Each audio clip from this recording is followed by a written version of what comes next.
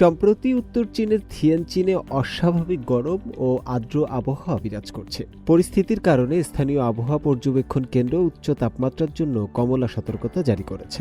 চীনের বিভিন্ন অঞ্চলে তীব্র তাপপ্রবাহে যখন কৃষি উৎপাদন হুমকির মুখে, তখন ক্ষতি কমাতে মাঠে নেমেছে স্থানীয় প্রশাসন ও কৃষি বিশেষজ্ঞরা।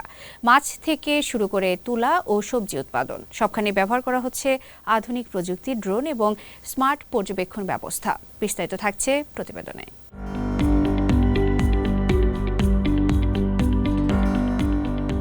চীনের বিস্তীর্ণ অঞ্চলে চলমান তীব্র তাপপ্রবাহের মধ্যে কৃষি উৎপাদন সচল রাখতে আধুনিক প্রযুক্তির ব্যবহার ও জরুরি ব্যবস্থাপনার মাধ্যমে ব্যাপক উদ্যোগ নিয়েছে স্থানীয় কর্তৃপক্ষ।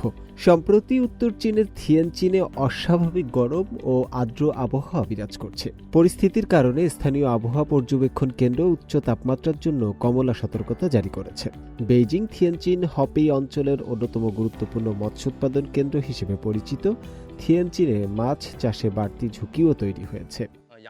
মাছ চাষে পানির গুণগত মান নিয়ন্ত্রণ সবচেয়ে গুরুত্বপূর্ণ। তাপমাত্রা বাড়লে পানিতে দ্রবীভূত অক্সিজেনের পরিমাণ কমে যায়, যা মাছের জন্য বড় চ্যালেঞ্জ।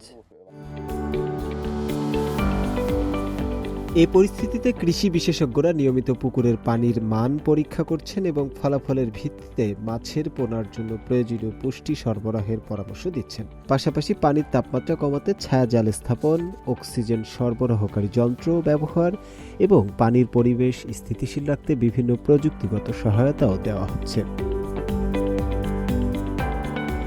অন্যদিকে পূর্ব চীনের শান্তং প্রদেশের হচে শহরে সাম্প্রতিক দিনগুলোতে তাপমাত্রা ৩৭ ডিগ্রি সেলসিয়াস ছাড়িয়ে গেছে। চারাগাছের গুরুত্বপূর্ণ বৃদ্ধির সময়ে এই তাপপ্রবাহ ফসলের জন্য বড় ঝুঁকি তৈরি করলেও বুদ্ধিমান তাপমাত্রা নিয়ন্ত্রিত গ্রিনহাউস এবং বৈজ্ঞানিক ব্যবস্থাপনার মাধ্যমে চারার সুস্থ বৃদ্ধি নিশ্চিত করা হচ্ছে। এদিকে উত্তর পশ্চিম চীনের শিনচিয়াং উইগুর স্বায়ত্তশাসিত অঞ্চলে উচ্চ তাপমাত্রার জন্য লাল সতর্কতা জারি করা হয়েছে। এখানকার মানাস কাউন্টিতে তুলা চাষ রক্ষায় আধুনিক ডিজিটাল প্রযুক্তিও ব্যবহার করা হচ্ছে।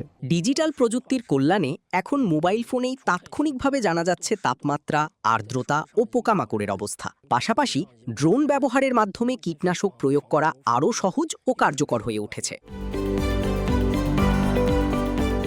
চীনের কৃষি কর্তৃপক্ষ বলছে, জলবায়ু পরিবর্তনের ফলে চরম আবহাওয়ার ঝুঁকি বাড়লেও আধুনিক প্রযুক্তি ও বৈজ্ঞানিক কৃষি ব্যবস্থাপনার মাধ্যমে খাদ্য উৎপাদন ও কৃষকদের সুরক্ষা নিশ্চিত করতে সর্বাত্মক প্রচেষ্টা অব্যাহত থাকবে। শুভ আনোয়ার, সিএমজি বাংলা।